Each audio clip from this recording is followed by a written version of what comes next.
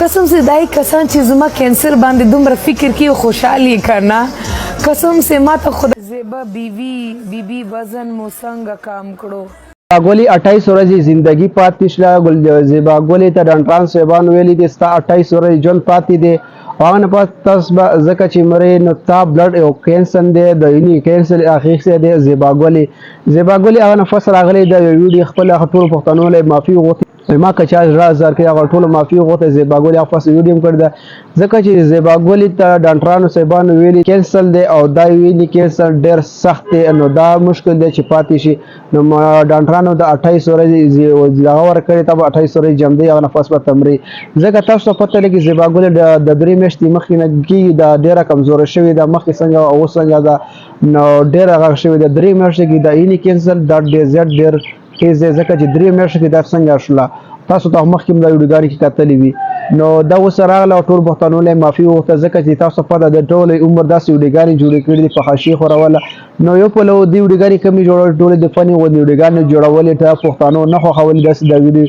ځکه چې دا او دې پر نور په خوله باندې خندا راوستله په خپله یې خندله نور له خوله د چا دا ویډیو کتله په خندا یې په دې خوله باندې راوسته نو داسې هغه نه پس دا ویلي دي که ما له څو خفه شوي هغه ټوله معافي غواړم ځکه چې زما د 28 ورځې زندګي پاتې ده ما ته ډاکټرانو صاحبان ویلي ستا نور عمر نشته دی نو هغه پس بیا خپل د ویډیو پیغام جاري کړی نو ملته تاسو سره دا ویډیو شریکم ځکه چې ګولې دا خبره کړې وه چې زما ټولو پښتنو ما معاف کړئ ځکه چې ما کوم ما له خفه شوي مل دا ویډیو تاسو سره شریک کړم ځکه چې کوم کس په حاشیه دا خوروي الفکه نو الله کوم ګناه فټه کوي نو هغه لپاره چې کومه ګناه یو ښکاره شي او الفکه هغه خماحات تبا کوي غر کوي ځکه چې الفک دا خبره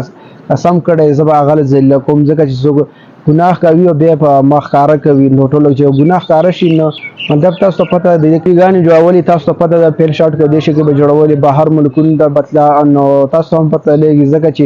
ټول ویډیوګانې مې دې کتلې پین شاټ کې به دغلته به ویډیوګانې جوړولې به د خپل ملک له بهر انسان ډېر کمزوری چیز دی ځکه چې کوم سړی روغ صورت کې په ځان ته نه پوهېږي بیا کوم کارونه کوي خلک خو بیا هم بس یو کس بیمار شي او تکلیف یې راشي هغه له پس بیا د کس سترګې وغړېږي موږ ته پکار ده دا سوچ او د فکر مخکې نه کوو ځکه چې مرګ هم روان دی نو مرګ شته دی نو بیا هغه له پس هم داسې خلک کارونه کوي وجینې شي کله یو ملک له کله بل ملک ته ځي نو خامخا د په حاشیه د پښتانه موږ پښتانه نه خوښوي ځکه چې د پښتانه یو په دې باندې یو بده ګړي او دې مغه بهر ملکونو دې ته پته د ویډیو کتلو ډېره مهرباني مخکې ملګرو سره هم لازمي شریک کړئ کتلو ډېره مهرباني والسلام